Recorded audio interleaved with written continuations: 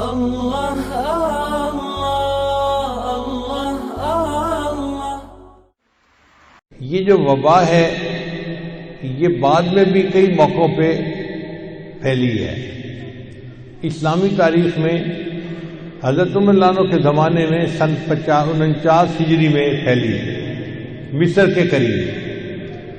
اب یہاں ایک سوال پیدا ہوتا ہے کہ بنی اسرائیل میں تو وبا پھیلی تھی کہ انہوں نے بدکاری کی تھی، عمر رضی اللہ عنہ کے زمانے میں کیوں پھیلے؟ وہ تو بہترین دور تھا اور صحابہ کرام انبیاء کے بعد سب سے اللہ کے نیک مقرب سمرے ہوئے بندے تھے۔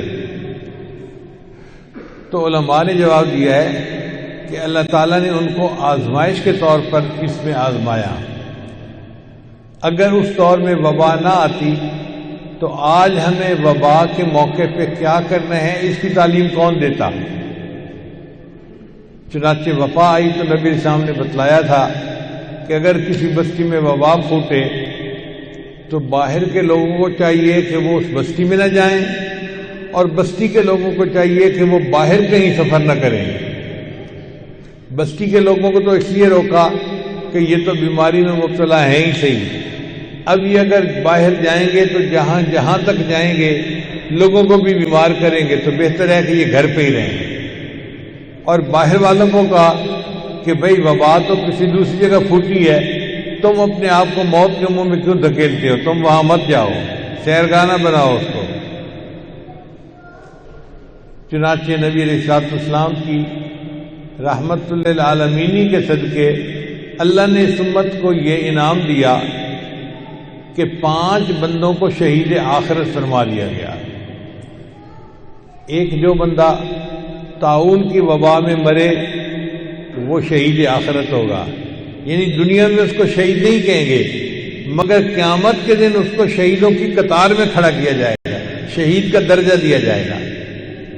پھر جو بندہ پیٹ کی بیماری میں مرے وہ بھی شہید آخرت، پھر جو بندہ گر کے مرے وہ بھی شہید آخرت، دب کے مرے وہ بھی شہید آخرت۔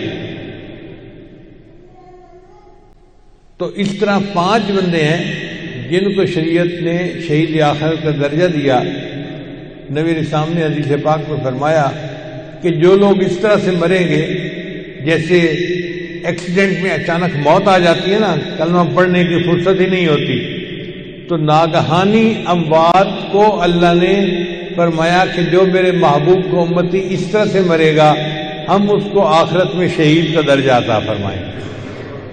اس لیے اس قسم کی موت بھی ہمارے لیے باعث رحمت بن گئی۔ مصر میں جو وبا پھیلی وہ اتنی بڑی تھی کہ ایک دن میں 25,000 جنازے اٹھائے گئے۔ بنی اسرائیل میں وبا پھیلی تھی تو 70,000 جنازے، اور اسلام کی تاریخ میں جب وبا مصر میں پھیلی تو 25,000 جنازے ایک دن میں اٹھائے گئے۔ بہرحال یہ حالات ہیں جو عدلتے بدلتے رہتے ہیں۔ چنانچہ حضرت عمر رضی اللہ عنہ کے زمانے میں جب 50 ہجری میں مصر کے اندر وبا پھیلی تو ان لوگوں نے اجتماعی توبہ کی۔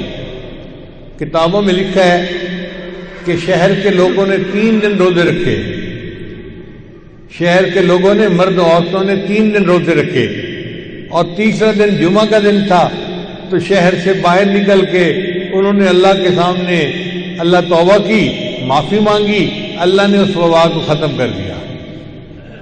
ہمیں بھی چاہیے ہم اس موقع پہ اجتماعی طور پر توبہ کریں، گناہوں کو چھوڑنے کا عہد کریں، اللہ سے معافی مانگیں۔ اللہ اگر معاف فرما دیں گے تو یہ بیماری ختم ہو جائے گی۔ اور ہمارے ملک کے جو سائنسدان ہیں ان کو چاہیے کہ وہ تحقیقات کریں اور اس بیماری کا کوئی ویکسین نکالیں۔ ہمیں کافروں کی طرف نہیں دیکھنا چاہیے کہ وہ ویکسین نکالیں گے تو ہم علاج کریں گے۔ بھئی اللہ نے ہمیں بھی دماغ دی ہے، ہم یہ کام خود بھی کر سکتے ہیں، ہم ان کی طرف کیوں دیکھتے رہیں؟ لہذا جو ڈاکٹر اس کی ویکسین ایجاد کرے گا میرا اپنا گمان ہے کہ شاید اسی عمل پر اللہ اس کے ساری زندگی کے گناہوں کو معاف فرما دے۔ تو ہمارے سائنسدانوں کو بھی محنت کرنی چاہیے اور اس بیماری کا علاج ڈھونڈنا چاہیے۔ اور ہمیں اس سلسلے میں پوری احتیاط کرنی چاہیے. الہ الا اللہ لا الہ الا اللہ لا الہ الا اللہ لا الہ الا اللہ لا الہ الا اللہ لا الہ الا اللہ لا الہ الا اللہ